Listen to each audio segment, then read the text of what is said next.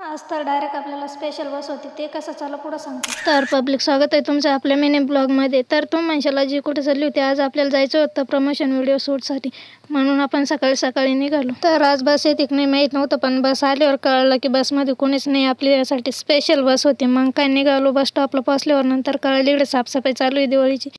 तसंच लाल पाऱ्या पण आज एकदम रांगेत उभा होत्या. का उभ्या होत्या ते आपल्याला नाही माहिती. काही दिवाळीची सुट्ट्या लागल्या म्हणून बस स्टॉपला पण सुट्टी होती वाटतं, कोणीच नव्हतं बस स्टॉपला. मग काय आपल्याला पण खूप बोर होत होतं. तर तुम्ही म्हणशाल इथं नेमकं चालू काय, तर इथं आलेले होते आपले आमदार म्हणजेच रमेश बोरनारे सर. तर इथं सगळ्या लाल पाऱ्या उभा करून तिथं चालू होतं फोटोशूट. पण काय दिवाळीच्या सुट्ट्या लागल्या म्हणून बस स्टॉपला पण आता गर्दी नाही. त्याच्यातलं आपल्याला पण बसू बसू खूपच बोर झालेलं होतं. मग काय थोड्या वेळाने लगेच दादा आले ना, आपण त्यांच्यासोबत गेलो आपल्या शूटसाठी.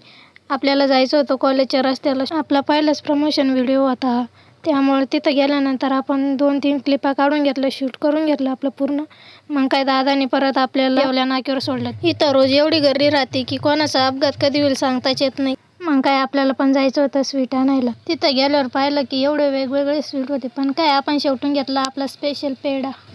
आपण लगेच गेलो बस स्टॉपला. बस स्टॉपला गेल्या गेल्या आपल्यासाठी बस उभाच होती, ती पण सकाळच्या सारखी स्पेशल बस होती वाटतं आपल्याला आज. पण आपलं नशीबच भारी, आज बसमध्ये कोणीच नव्हतं. कॉलेजला सुट्ट्या लागल्या म्हणून काय बसमध्ये पण कोणी नसतं. तर आजकाल आपल्या वैजापूरला खूपच गर्दी असती. मग काय गावातले बस बंद झाले म्हणून आपल्याला फाट्यावरच उतरावं लागतं, पण आपण काय पायी जाणार नाही म्हणून घरच्यांना बोलून घेतलं. तर तुम्हाला आपला ब्लॉग आवडला असेल तर फॉलो नक्की करून टाका.